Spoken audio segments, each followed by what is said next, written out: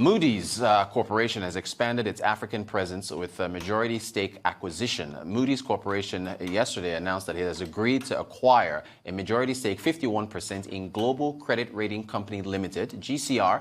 GCR is a leading credit rating agency in Africa with operations spanning the continent, including Nigeria, South Africa, Senegal, Kenya, and Mauritius.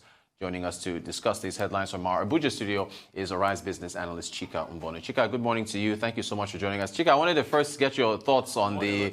Good morning, sir. Good morning. Good to have you. The explosion and the confirmation from the company, Chika, what do you make of this latest unfortunate development in the Niger Delta region? It's really unfortunate.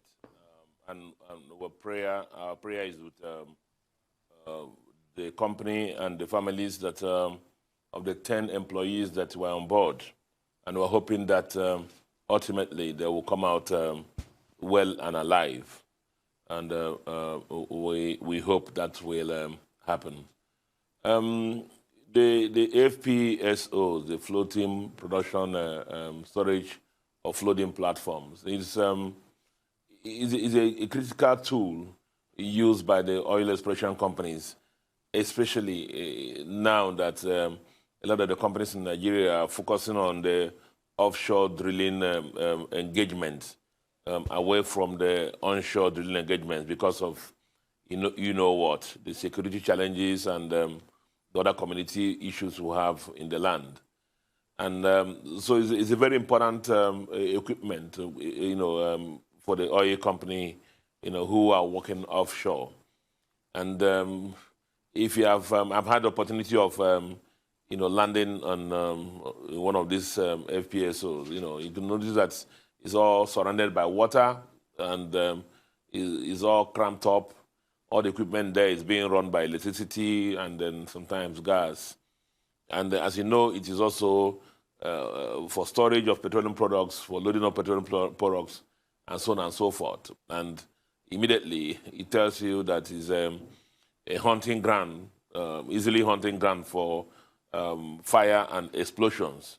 Indeed, worldwide, there has been a lot of explosions, especially in the United States of America, on platforms like this.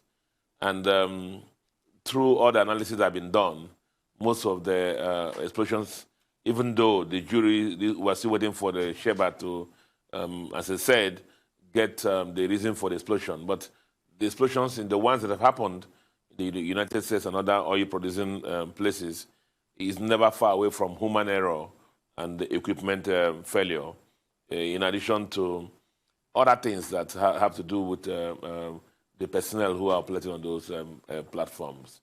We remember just a little gas igniting on the platform is enough to transfer fire to those platforms and explode. And so we're hoping, as Sheba has said, they'll get more information for us. But usually these kind of things, explosions, are usually caused by human errors and largely to equipment failures based on those that have happened in the past. Thank you so much, Chika. Chika, I mean, remember we had extensive coverage in Bayelsa with the Nembe oil spill involving ITO. We've got this now. This history, Chika, does this impact investment in any way, does this increase environmental pressure, on these companies? What's the, these unfortunate things seem happening in the region. What do you make of the impact?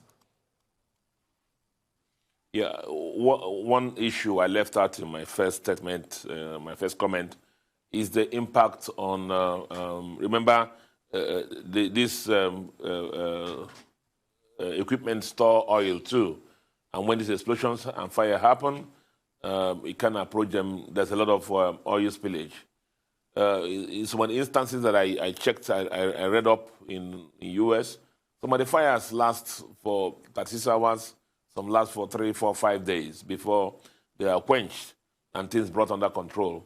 And you can imagine the environmental degradation and that would have caused to the sea life and the communities around there. So it speaks, as you said, according to the issues that relate to the communities, the environmental challenges and environmental pollution around those areas, which is a major topic in oil production in Nigeria. If you bundle that on top of the one we talked about last time that happened in Bayelsa, you can imagine how onerous this can be to the environment. Thank you so much, Chika. I want to move to the Moody's news. Moody's expanding its footprints in Africa. Chika, you're an accountant, you're a banker. Are ratings agencies, their presence here in Africa needed with their impact on, companies and country credit profiles? Yeah, they're very important because remember, if nothing else, look at Africa has become the hunting ground for the fintech growth. I think Africa has the highest growth in the world for the fintech sector. And most of these fintech sectors, for instance, are all going for their funding programs.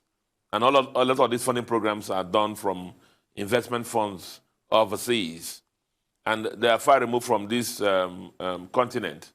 And they require their local eyes here, to enable them review these investments before they can make, put funds available to these fintech projects, especially.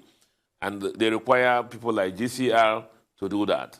And imagine the amount of deals that have been done. Every day you open the papers, you see the amount of deals and investments, and the funds that are poured into Africa from overseas to these fintechs and allied sectors.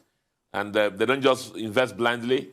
Somebody locally has to come and tell them that this is right, this is good, put in this amount of money, and so on and so forth. And that's where their work is cut out.